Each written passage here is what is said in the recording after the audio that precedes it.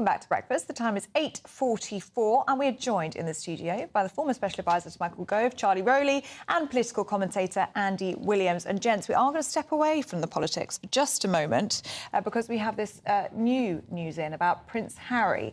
The Duke of Sussex set to discuss his father, the King's health, in a television interview in the US. Now, this today. It's going to be aired on Good Morning America Friday morning, so we can expect that probably about lunchtime here. Now, it says here he's due to talk about his life with the Duchess of Sussex, Meghan, and the Invictus Games, but also talking for the first time about his father's health. How does this make you feel, Andy? Kind of uncomfortable, actually. I think, Prince Harry and Meghan have had a lot of very bad press over recent years, and I think some of it has been unfair. And I think in some cases, the vitriol that they have been subject to has been quite uncomfortable to look at, but they don't help themselves. And I think going on television, on a massive, I think it's America's biggest breakfast news show, to talk about something very personal and private, I don't think the palace would be happy. I doubt his dad would be very happy about it. And, this is a very personal, private matter, and it just doesn't sit well. I've always been a little bit sceptical when people have said, they don't want to say anything in front of Harry because you never know where it's going to end up. But clearly they're right. I mean, and you know that the King is going to hate this. And rightly so. I mean, I would too. I mean, it's a private matter. Everyone, whether you're the monarch of this great nation or not, everyone is entitled to a private life in some regards, particularly when it comes to health. It is not Harry's story to tell. Yeah. It is the King's health. He is the head of the monarch, and he has every right, if he wants to go public with any information that he wants to do it in his time, in his way, with the support of the Queen and the rest of his family. It is not for any upstart member of the family to go and sell the story effectively across the pond to American viewers when, at home, the King is clearly wanting privacy. Otherwise, he would have announced more details himself. So what we have to be a little bit careful of is we don't know, even if he's going to say what sort of cancer it is or any... He may not actually divulge any information that we don't already know. It may just be how his father seemed when he met him,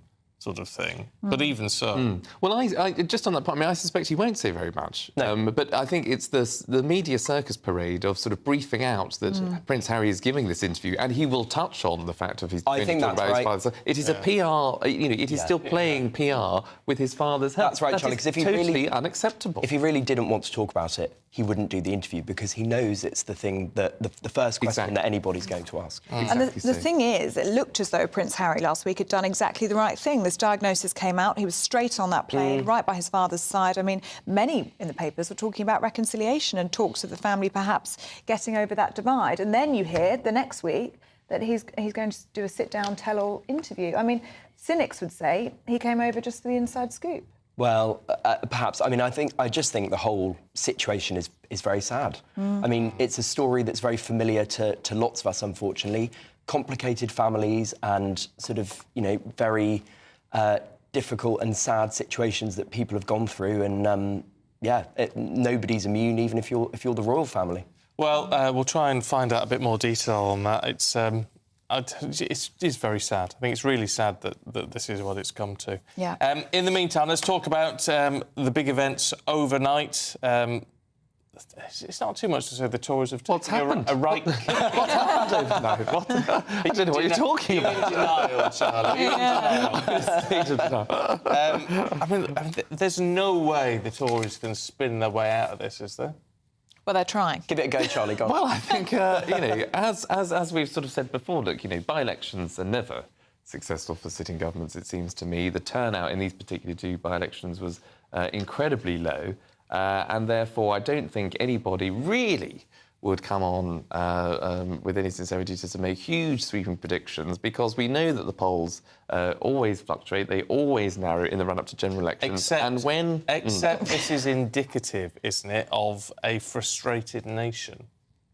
Well, it's an indicative of a small minority of a nation who turned out to vote because the turnout was so low. If there was real animosity against the government, if there was real seismic changes, you would have seen, I think, everybody in those two constituencies come out to put the cross in the box of anyone else apart from the Tories. But the fact that people just stayed at home, the fact that obviously Conservative voters did stay at home, that they weren't able to come out and vote Conservative, that is something that the Conservative government and the Tory machine will want to work on. But the fact that those people aren't switching to the Labour Party, that are not switching to reform in their drones because the turnout was so low, is, I think, something that the Conservative Party will want to take. If the swing in Wellingborough was repeated uniformly across the country, I'm not going to say it will be at the general election, but if it was, the Tories would have 4 MPs left. 4. But this is a really, really, really bad result. It's a disaster. Jacob Rees-Mogg... And that would be the electorate. The size of that electorate would be the size of a primary school classroom, because, everybody would be saying, but you can't judge elections on the basis of that turnout. And that's what Jacob Rees-Mogg has been out this morning saying that it was a bad result for Labour because they didn't get 50%. Quite right, too, because, you need to have people coming up... It's an absolute thrashing. It is not when people are staying at home. This is the point, that people are... There is political apathy across this country, and I totally get it, and I totally understand why. People are bored of politics at the minute. They don't want it in their day-to-day lives, as you said earlier on. I absolutely agree with you. But when it comes to the hard choices about the general election, when it comes to who is actually the one that's been dealing with the people's priorities, whether it's stopping those small boats, Rishi has gone above and beyond. Charlie, it's... Any other Home Secretary, any other Prime Minister to deal with that issue that matters to people. He's been the Chancellor to deal with the economic downturn that we found a couple of years ago and during COVID. It's game over, isn't it? He is the man who will go to the public and go to the country to say, judge me on my record, don't put all that at risk. And I'm pretty sure whether the public will vote. It's just, I'm having such a good morning. It's great fun. This is just such a disaster, and it's obvious, and everyone knows which way it's going. And I know you're saying, we can't come on and make sweeping generalisations about what's going to happen at the general election. And I'm sure, I'm not here taking the Labour Party line, because they will be out there this morning playing it down. No, I'm not. They'll be out there playing it down and saying, oh, we've got to focus on the task ahead, and it's going to be difficult, and people's minds aren't made up, but they kind of are. It's game over. Charlie, you're talking about political apathy. How is that going to be fixed by a general election? We are in an election year. Aren't people just going to stay at home then? Well, that'll be the moment where the Prime Minister can come out to say, look, inflation, he wanted to get inflation down. It's come from 11%, it's now down to 4%. That will come down, predictions suggest, to 2%.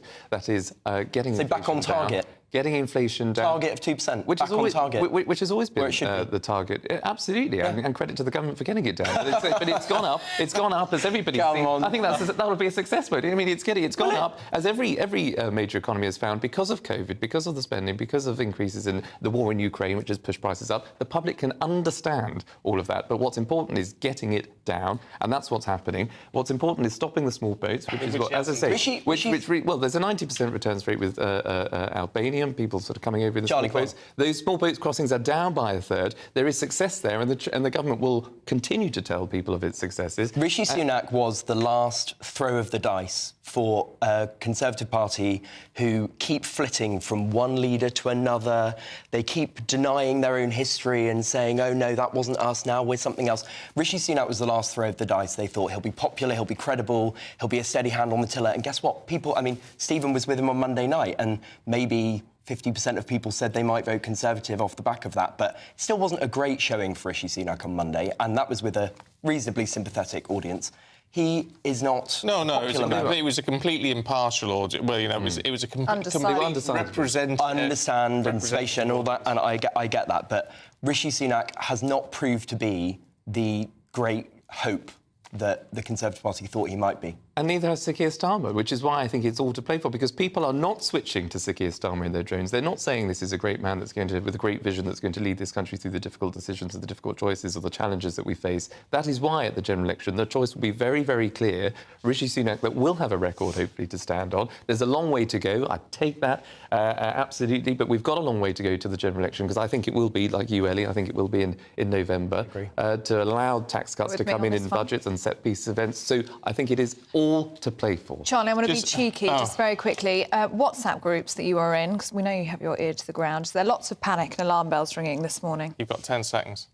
I don't engage on WhatsApp. Yes, you do. There's no signal down here. I was never a big fan of WhatsApp in government. I'm certainly not a fan of it outside. But if I hear anything, I'll let you know. Excellent. Right, you two. It's been a pleasure. Thank you very much indeed. Thank you. Here's your weather.